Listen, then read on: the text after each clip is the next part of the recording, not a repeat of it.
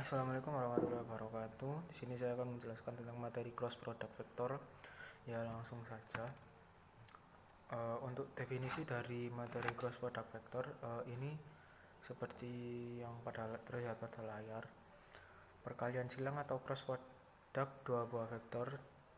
Misalkan ada antara vektor A dan vektor B yang dituliskan sebagai A kali B.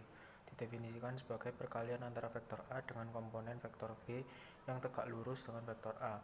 Pada gambar di atas, komponen vektor B yang tegak lurus vektor A dan B sin alfa. Dari definisi tersebut secara matematis dapat disimpulkan perkalian silang antara vektor A dan B dapat dituliskan dengan rumus atau persamaan sebagai berikut, yaitu A kali B sama dengan C dan juga panjang vektor A kali B sama dengan A kali B sin alfa dengan keterangan yang tertera pada layar.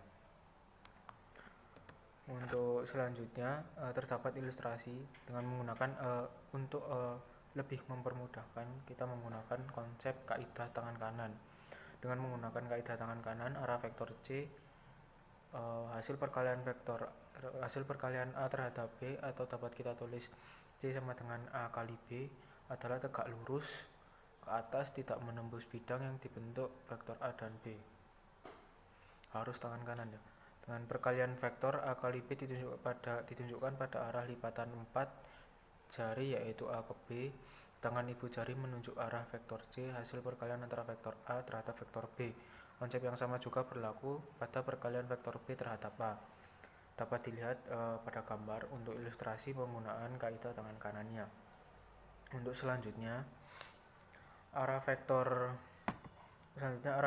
C hasil perkalian B terhadap A, atau kita tulis sebagai C sama dengan B kali A, adalah tegak lurus ke bawah menembus bidang yang dibentuk oleh vektor A dan B sesuai yang pada di gambar. Perkalian vektor B kali A ditunjukkan pada arah lipatan 4 jari dari genggaman tangan kanan yang dibalik ke bawah yang menunjukkan arah dari B ke A, dan ibu jari menunjukkan arah vektor C hasil perkalian antara vektor B terhadap A. Untuk selanjutnya terdapat beberapa poin-poin penting yang harus diperhatikan, yaitu 1. Pada perkalian silang tidak berlaku sifat komutatif, sehingga A kali B tidak sama dengan B kali A. Pada perkalian silang juga berlaku sifat antikomutatif, yaitu A kali B sama dengan min B kali A. Yang ketiga, jika kedua vektor A dan B saling tegak lurus, yaitu alfa sama dengan 90 derajat, maka panjang vektor A kali B sama dengan A kali B dengan sin 90 derajat sama dengan 1.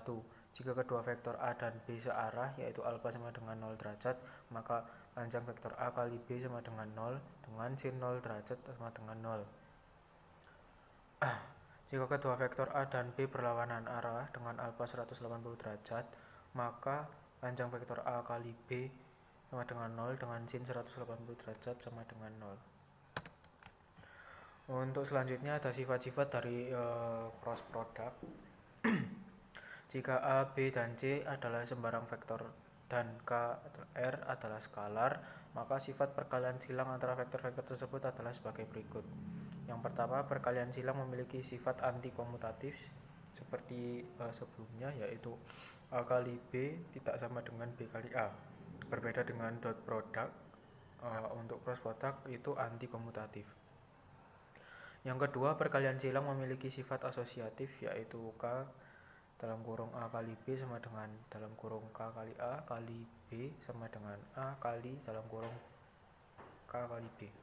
Dan yang terakhir, perkalian silang memiliki sifat distributif, yaitu A kali dalam kurung B plus C sama dengan dalam kurung A kali B plus dalam kurung A kali C.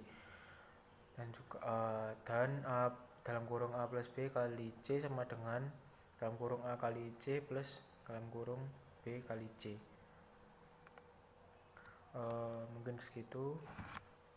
Sekian, terima kasih. Wassalamualaikum warahmatullahi wabarakatuh.